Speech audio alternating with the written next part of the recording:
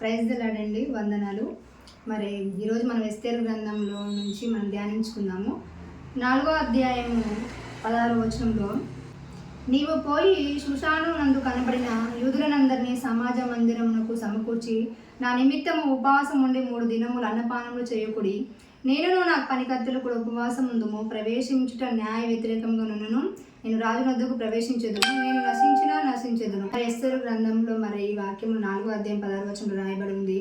హామాను కుట్ర ద్వారా మరి యూదులందరి పైనకి మరణశాసనం వచ్చినప్పుడు మొర్దెకై తను ఫస్ట్ ఈ మాట విన్నప్పుడు ఎంతో వేడ్చి మరి గోనె పట్టు కట్టుకుని బూడిద చల్లుకొని అలా ఉన్నప్పుడు ఆ విషయం ఎస్తేరుకు తెలుస్తుంది. మరి ఎస్తేరు మరి తన మొర్దెకైని పిలిపించినప్పుడు మరి ఈ విషయం తెలుసుకున్నప్పుడు అతను చెప్తాడు కదా, యూదుల కోసం నువ్వు రక్షించుటకు మరి నువ్వు సాయం చేయాలని అడిగినప్పుడు నువ్వు రానివైనంత మాత్రాన నీకు దేవుడు మరొక రీతిగా సాయం అందిస్తాడు, కానీ నీకు నీ ఇంటి వారికి మరి నష్టం జరుగుతుంది అన్నప్పుడు ఎస్తేరు రాణి ఏం చేస్తుందంటే, తను ఒక రాణి అయినప్పటికీ కూడా మరి తన సొంత జ్ఞానం తెలివితో కాకుండా దేవుడు బిడ్డ కాబట్టి తన దేవుడి మీద పూర్తిగా ఆధారపడి మరి ఏం చెప్తుందంటే, మీరు ఉపవాసం ఉండుడి, మరి మీ సమాజ మందిరములలో యూదులందరినీ 3 దినములు అన్నపానములు మానివేసి ఉపవాసం ఉండండి అని చెప్పడం జరుగుతుంది. అంతేకాకుండా నేను నా పనికత్తులతో కూడా నేను ఉపవాస దినాలు ప్రకటించుకుంటాను 3 రోజులు అని చెప్పడం జరుగుతుంది. ఎస్తేరు రాణి ఒక ఆజ్ఞాపించి ఈ ప్రాసెస్ అంతా జరిపిస్తూ ఉన్నప్పుడు మరి ప్రియ దేవుడి బిడ్డలమైన మనము మరి రాణి ఒక్కటి మాత్రమే 3 డేస్ ఉపవాసం ఉండడం వల్ల కార్యము ఆ యూదుల యొక్క మరణ శాసనం అనేది మరి కొట్టివేయబడలేదు.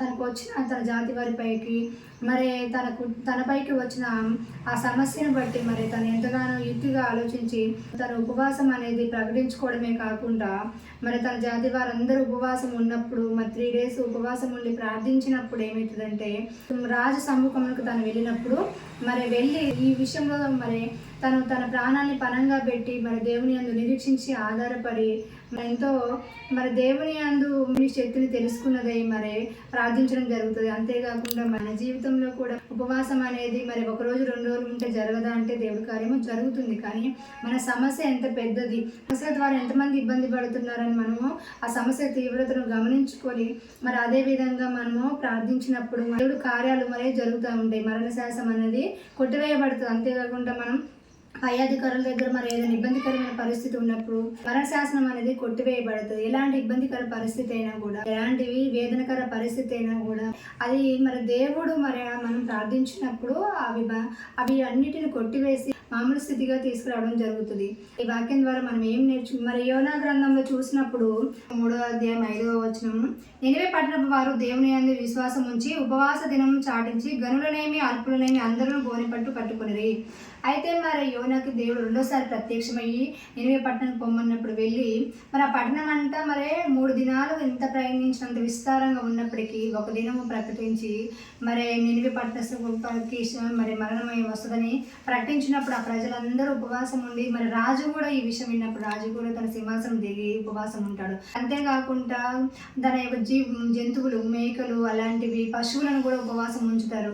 అయితే ఈ విషయంలో మరి మనం నేర్చుకోవాల్సింది ఏంటంటే, దేవుడు ఉగ్రత మన కుటుంబాలపైకి వచ్చినప్పుడు మరి దేవుడు ఉగ్రత మన కుటుంబం మీదకి వచ్చినప్పుడు లేకపోతే మన మీదకే దేవుడు ఉగ్రత వచ్చినప్పుడు మనం ఏం చేయాలంటే, దేవుని యందు ఉపవాసం ఉండి ప్రార్థించి మరి కన్నీరు విడిచి మరి దేవుని బ్రతిమలాడుకున్నప్పుడు దేవుడు పశ్చాత్తాపం కలిగి మరి ఆ విధంగా మన దేవుడు మరి తను క్షమించి ఆ శాసనం కొట్టివేసి మరి తిరిగి మళ్ళీ మనని జీవంలోకి నడిపించడం జరుగుతుంది. మరి 2 ఎస్తేరు రాణి ఉపవాస ప్రార్థన కానీ యోనా ప్రకటించినప్పుడు నినివే పట్టణంలో ప్రార్థించినప్పుడు ఈ 2 విషయంలో మనం నేర్చుకున్నాం ఏంటంటే, దేవుని యొక్క ఉగ్రత ఇక్కడ యోనా పట్టణం పైకి వచ్చినప్పుడు యోనా గ్రంథంలో దేవుని యొక్క ఉగ్రతకు పాలు కాకుండా కాపాడబడడం జరిగింది. అక్కడేమో రాజు యొక్క శాసనానికి యూదులు నశించకపోవడానికి కాపాడడానికి కారణమైంది. అలాగే మరి మనం కూడా మన జీవితంలో